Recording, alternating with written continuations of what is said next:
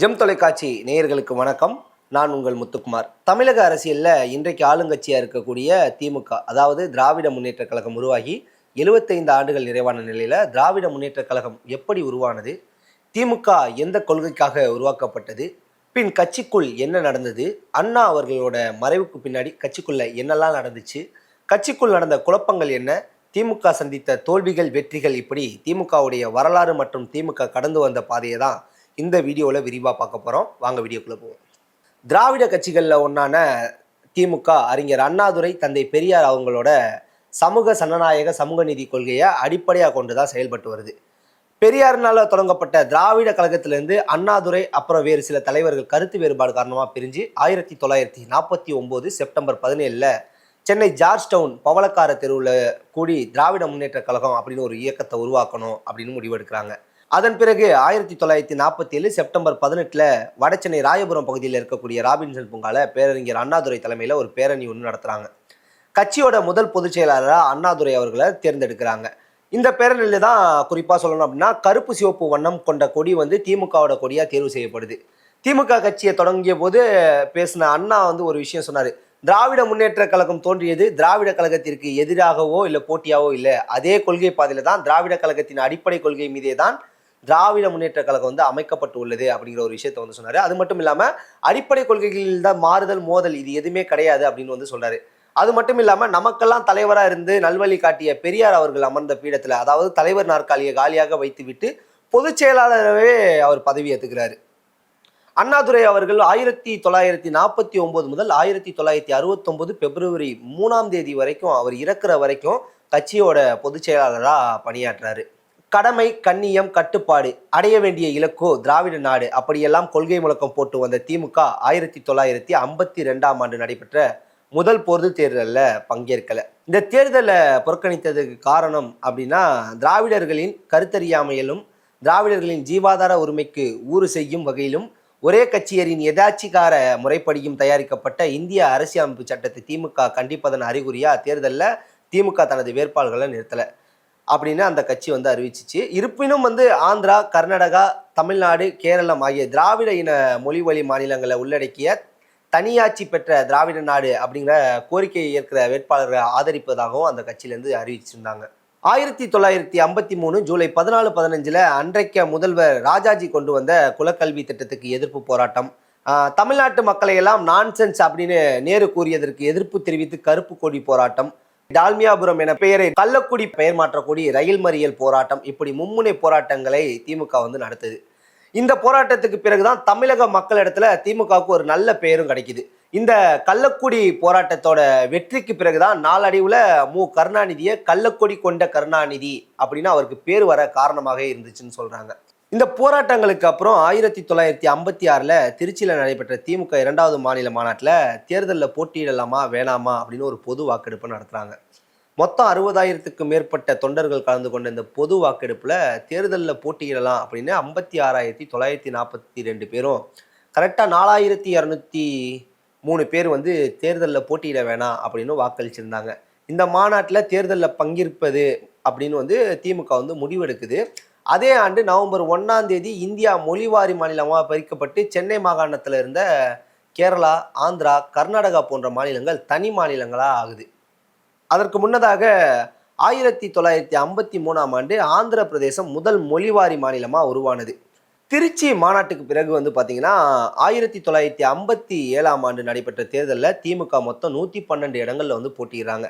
போட்டியிட்டது மட்டும் இல்லாமல் ஒரு 15 இடங்களில் அந்த கட்சி வந்து அமோக வெற்றி பெறுது. இதில் வந்து குறிப்பாக நம்ம சொல்லணும் அப்படின்னு பார்த்தீங்கன்னா அறிஞர் அண்ணாதுரை, கலைஞர் கருணாநிதி, அன்பழகன் உள்ளிட்ட திமுகவோட முன்னணி தலைவர்கள் சட்டமன்ற உறுப்பினர்களாக தேர்ந்தெடுக்கப்படுறாங்க. போட்டியிட்ட முதல் தேர்தலிலே திமுகவோட இந்த வெற்றி அன்னைக்கு ஆட்சியில் இருந்த காங்கிரஸ் கட்சியோட எஃகு கோட்டையை அசைச்சே பார்த்துச்சு அப்படின்னு வந்து அங்கே இருக்கவங்க வந்து நிறைய பேர் வந்து சொல்லிக்கிட்டாங்க. 1958 மார்ச் 2 வந்து திமுக ஒரு மாநில கட்சியாக வந்து அங்கீகரிக்கப்படுது. உதயசூரியன் வந்து தேர்தல் சின்னமாக வந்து திமுகவுக்காக ஒதுக்குறாங்க. முதல் முறையாக வந்து சட்டமன்றத்தில் கால் பதிச்ச திமுக தன்னோட கொள்கையில் ஒன்றை செயல்படுத்த வந்து முயற்சி செய்கிறார். அதாவது சென்னை மாகாணம் அப்படிங்கிற பேரை தமிழ்நாடு என பெயர் மாற்றம் கொண்டு வந்த தீர்மானம் வந்து ஓட்டெடுப்பில் தோல்வியில் வந்து முடியுது. திமுக இந்த தீர்மானத்துக்கு பின்னாடி குறிப்பா ஒருத்தரை சொல்லணும் அப்படின்னா தியாகி சங்கரலிங்கனாரோட உயிர் தியாகமும் இருந்துச்சு அப்படின்னே வந்து சொல்லலாம். அதற்கப்புறம் வந்து பாத்தீங்கன்னா 1959 நடைபெற்ற சென்னை மாநகராட்சி தேர்தலில் 90 இடங்கள்ல வென்ற திமுக முதல் முறையா மாநகராட்சி மேயர் பொறுப்பையும் வந்து ஏற்குது. அதன் பிறகு வந்து பாத்தீங்கன்னா ஏப்ரல் 19 1961 கட்சியிலிருந்து ஈவேகி சம்பத் வெளியேறி தமிழ் தேசிய கட்சி ஒன்றை உருவாக்குறாரு. இதுதான் திமுகவில் ஏற்பட்ட முதல் பிளவு அப்படின்னு வந்து நம்ம சொல்லலாம். இந்த பிளவுக்கு பிறகு 1962 நடைபெற்ற பொது தேர்தலில் திராவிட நாடு விடுதலை கோரிக்கையை முன்வைத்து பிரச்சாரம் செய்கிறாங்க. இதில் திமுக, ராஜாஜியோட சுதந்திரா கட்சி, முஸ்லீம் லீக் ஆகியோரோட இணைந்து போட்டியிட்ட திமுகவுக்கு வந்து 50 இடங்கள் வெற்றி பெற்ற திமுகவில் ஒரு குறிப்பாக ஒரு விஷயம் சொல்லணும்னா அந்த கட்சியோட பொதுச் செயலாளர் அதாவது அண்ணாதுரை அவர்கள் காஞ்சிபுரம் சட்டப்பேரவை தொகுதியில் தோத்து போறாரு. இருந்தாலும் அந்த கட்சியோட சட்டமன்ற உறுப்பினர்கள் எல்லாம் சேர்ந்து நாடாளுமன்ற உறுப்பினராக தேர்ந்தெடுக்கப்பட்டு அண்ணா வந்து நாடாளுமன்றத்துக்கு போறாரு.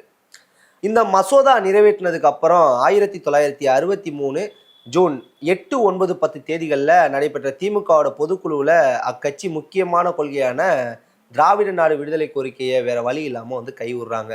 அண்ணாதுரை அவர்கள் பல ஆலோசனைகளுக்கு பிறகு தமிழகம், ஆந்திரம், கேரளம், கர்நாடகா ஆகிய 4 மொழிவாரி மாநிலங்களும் இந்திய அரசுரிமை, ஒருமைத்தன்மை, அரசியல் அமைப்பு சட்டம் இவங்க எல்லாத்துலேயும் இயன்ற அளவுக்கு கூடுதலாக வந்து அதிகாரங்களை பெற்று நெருங்கிய திராவிட கூட்டமைப்பாக நிலவ பாடுபடுவது அன்றைக்கு இருந்த திமுகவோட கட்சி குறிக்கோள் பகுதியில் ஒரு மாற்றம் செய்கிறாரு.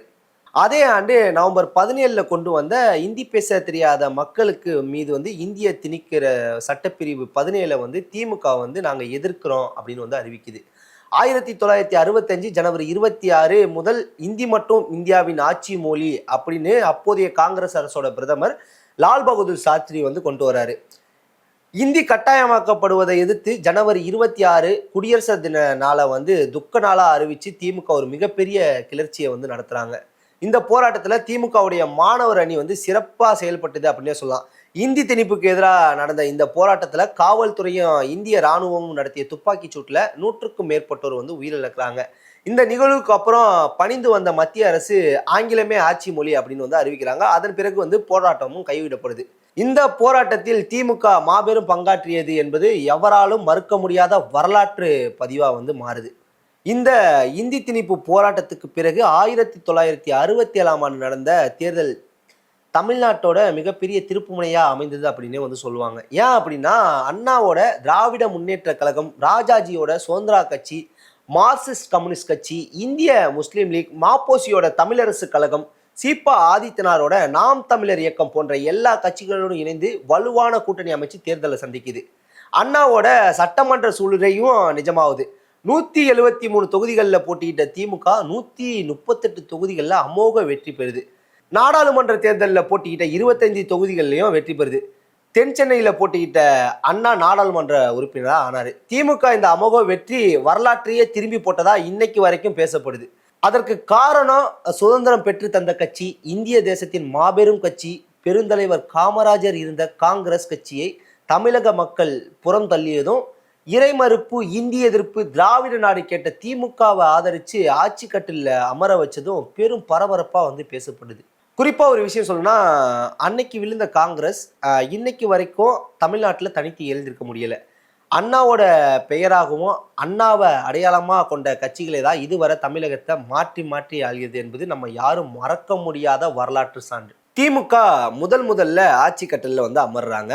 18 ஆண்டுகள் முரண்களை எல்லாம் கடந்து பெரியாரை சந்திச்சு திமுகவோட வெற்றியை அண்ணா சமர்ப்பணம் பண்றாரு. பேரறிஞர் அண்ணாதுரை 1969 பிப்ரவரி 3 வரை மட்டுமே, அதாவது குறிப்பா அவர் மறையும் வரை மட்டுமே ஆட்சியில் இருந்த போதும் 1969 ஜனவரி 14 சென்னை மாநிலம் அப்படிங்கிற இதை வந்து தமிழ்நாடு என பெயர் மாற்றம் செய்தது. இன்னொரு விஷயம் குறிப்பாக சொல்லணும்னா, ஜனவரி 23 1968 தமிழ்நாடு அரசோட மொழிக் கொள்கையா இருமொழி திட்டத்தை அறிவித்தது. தாலி, சாதி, புரோகிதர் ஆகிய யாருமே இல்லாமல் நடைபெற்ற சுயமரியாதை திருமணங்களுக்கு அங்கீகாரம் வழங்கும் சட்டம் ஆகியவற்றையெல்லாம் நிறைவேற்றினார் அண்ணா. இப்படி பல திட்டங்களையும் பெரியாரின் கனவுகளையும் திமுக அரசு வந்து நிறைவேற்றிட்டு வருது. இந்த சாதனை பட்டியல் எல்லாம் வந்து நீள்வதற்குள்ள ஒரு சோகமான ஒரு செய்தி. அண்ணா அவர் வந்து தன்னோட மூச்சை நிறுத்திக்கிறாரு. புற்றுநோய் பாதிப்பால் அமெரிக்காவில் சிகிச்சை பெற்று தாயகம் தமிழகம் திரும்பிய அண்ணா 1969 பிப்ரவரி 3 திராவிட மண்ணை விட்டு வந்து மறைகிறார். அண்ணாவின் குறுகிய கால சாதனை போலவே அவருடைய இறுதி ஊர்வலத்திலும் சுமார் 1,50,00,000 பொதுமக்கள் கலந்து கொண்டது அப்படின்னு கின்னஸ் புத்தகத்துல இன்னும் இடம் பிடிச்சிருக்குது அப்படிங்கிறது நம்ம குறிப்பிடத்தக்க கூடிய ஒரு விஷயம். அண்ணா அடக்கம் செய்யப்பட்ட மறுநாளே திமுக சார்பில் அடுத்த முதல்வர் யார் அப்படிங்கிறதுல கருணாநிதிக்கும் கல்வி அமைச்சர் நெடுஞ்செழியனுக்கும் கடுமையான போட்டி ஏற்படுது. பெரியார் இந்த விவாதத்தில் தலையிட்டு சமரசம் ஏற்படுத்தி கருணாநிதியை போட்டியின்றி முதல்வராக்க முயற்சி செய்கிறாரு. ஆனால் இதற்கு நெடுஞ்செழியன் சம்மதிக்கலை. பின்னர் கருணாநிதி சட்டமன்ற கட்சி தலைவராக தேர்ந்தெடுக்கப்பட்டதும் நெடுஞ்செழியன் அமைச்சரவையிலேருந்து விலகிக்கிறாரு. பின்னர் மு கருணாநிதி தமிழ்நாட்டின் முதல்வர் அப்படிங்கிற பொறுப்பை ஏற்றுக்கிறாரு. அண்ணா மறைந்த பின் அந்த கட்சியில் 1969 ஜூலை 26 அன்னைக்கு தான் முதல் முறையாக தலைவர் பதவி உருவாக்கப்படுது. மு கருணாநிதி திமுக தலைவராகவும் நெடுஞ்செழியன் அவர்கள் பொதுச் செயலாளராகவும் தேர்வு செய்யப்படுறாங்க. 1971 ஆண்டு நடைபெற்ற பொது தேர்தலில் மு கருணாநிதி தலைமையில் 203 இடங்களில் போட்டியிட்ட திமுக 184 இடங்களில் வெற்றி பெற்று ஆட்சியை மீண்டும் பிடிக்குது. திமுகவோட இந்த மாபெரும் வரலாற்று சிறப்புமிக்க வெற்றி சாதனை இதுவரை யாராலையும் முறியடிக்கப்படவில்லை. மு கருணாநிதி 2வது முறையாக முதல்வர் பொறுப்பேற்கிறாரு. இதன் பிறகு 1972 அக்டோபர் 14 கட்சியோட பொருளாளராக இருந்த நடிகர் எம்ஜிஆர் திமுகவிலிருந்து வெளியே அண்ணா திராவிட முன்னேற்ற கழகத்தை உருவாக்குறாரு. திமுகவில் ஏற்பட்ட மிக பெரிய பிளவாக இது கருதப்பட்டுச்சு. 1975 ஜூன் 25 காங்கிரஸ் அரசால் அவசர நிலை அறிவிக்கப்படுது. இதற்கு எதிராக முதல் மசோதாவை திமுக நிறைவேற்றுது. அதன் பிறகு ஒரு விஷயம் நடக்குது. என்ன அப்படின்னு பார்த்தீங்கன்னா, இந்த திமுக அரசு முறையற்ற ஆட்சி, வீராணம் திட்ட ஊழல், இப்படி விஞ்ஞான ஊழலில் ஈடுபட்டதாக கூறி 1976 ஜனவரி 31 திமுக ஆட்சி கலைக்கப்படுது. இதில் குறிப்பாக ஒரு விஷயம் சொல்லணும்னா, இந்த டைமில் தான் வைகோ, ஸ்டாலின் போன்ற முக்கியமான தலைவர்கள் மிசா நடவடிக்கையில் கைது செய்யப்பட்டு சிறையில் அடைக்கப்படுறாங்க.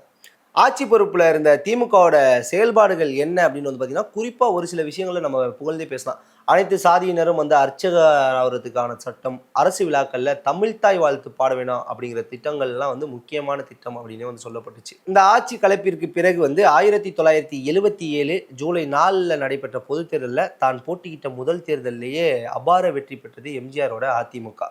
திமுக படும் தோல்வியை சந்திக்குது. அப்பொழுது முதல் எம்ஜிஆர் உயிரோடு இருக்க வரைக்கும் சுமார் 13 ஆண்டுகள் திமுகவை ஆட்சி அரியணையில் ஏற்ற விடாமல் செய்தது அதிமுக. எதிர்கட்சியாக இருந்த திமுக ஈழத்தமிழர் போராட்டம், இந்து ஆதிக்க எதிர்ப்பு போராட்டம், அப்படி இது எல்லாத்துலேயும் தீவிர ஈடுபாடு காட்டுது. 1983 ஆகஸ்ட் 10 தமிழீழ தமிழர் பிரச்சனையில் இந்தியா தமிழ்நாடு அரசுகள் நிலைப்பாட்டை கண்டித்து திமுக தலைவர் கருணாநிதி அவர்கள், பொதுச் செயலாளர் பேராசிரியர் அன்பழகன் ஆகியோர் தங்களோட சட்டப்பேரவை உறுப்பினர் பதவிகளை ராஜினாமா செய்தது அப்படிங்கிறது குறிப்பிடத்தக்க ஒரு விஷயம். 1987 டிசம்பர் 24 எம்ஜிஆர் மறைந்ததை அடுத்து நடைபெற்ற தேர்தலில் திமுக மீண்டும் ஆட்சியை பிடிக்குது. 203 தொகுதியில் போட்டியிட்டு 151 இடங்களை வென்ற திமுக 13 ஆண்டுகளுக்கு பிறகு ஆட்சி அரியணை பிடித்தது. கருணாநிதி அவர்கள் மீண்டும் முதலமைச்சர் பதவியை ஏற்கிறாரு. ஆனால் 1991 ஆண்டு விடுதலை புலி அமைப்பை கட்டுப்படுத்த தவறிவிட்டது, பிரிவினை சக்திகளுக்கு திமுக ஆதரவு அளிக்கிறது என்று கூறி அப்போதைய ராஜீவ்காந்தி அரசியால் 2வது முறையால் திமுகவோட ஆட்சி கலைக்கப்படுது. அதே ஆண்டு மே மாதம் பிரச்சாரத்திற்காக தமிழகம் வந்த ராஜீவ்காந்தி போலவே எழுந்த அனுதாப அலையால காங்கிரஸ் கட்சியோட கூட்டணியாக வச்சிருந்த அதிமுக ஆட்சி அமைக்குது. திமுக படும் தோல்வி அடைந்தது. 1993 ஆண்டு வைகோவின் அரசியல் நலனுக்காக விடுதலை புலிகள் கருணாநிதியை திட்டமிட்டுள்ளதா காரணம் கூறி வைகோ திமுகவிலிருந்து நீக்கப்படுறாரு. இதற்கு பின்னால் ஸ்டாலினின் அரசியல் எதிர்காலம் ஒளிந்திருக்கதா அன்னைக்கு இருக்க அரசியல் பிரமுகர்கள் பலர் பேசப்பட்டாங்க. 1996 ஏப்ரல் 27 நடைபெற்ற தேர்தலில் 166 இடங்களில் வெற்றி பெற்ற திமுக மீண்டும் ஆட்சியை பிடிக்குது. இந்த ஆட்சியில் மெட்ராஸ் என்று ஆங்கிலத்தில் சென்னை அழைக்கப்படுவதை சென்னை என்றே ஆங்கிலத்திலும் எழுத வேண்டும், வாகன பதிவு எண்கள், விளம்பர பலகைகள், கோவில்கள் ஆகியவற்றில் எல்லாத்துலேயும் தமிழை நடைமுறைப்படுத்த திமுக அரசு நடவடிக்கை மேற்கொள்கிறாங்க. அதன் பிறகு பார்த்தீங்கன்னா 1999 ஆண்டு நடைபெற்ற நாடாளுமன்ற தேர்தலில் தன் கொள்கைக்கு நேர் எதிரியான பாஜகவோட திமுக கூட்டணி வைக்கிறாங்க.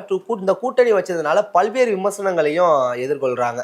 அது மீண்டும் பார்த்தீங்கன்னா அதே கூட்டணி 2001 ஆண்டு தேர்தலில் தொடர்ந்து அந்த கட்சி கூட்டணியாக இருந்ததுனால மீண்டும் தோல்வியை சந்திக்கிறாங்க.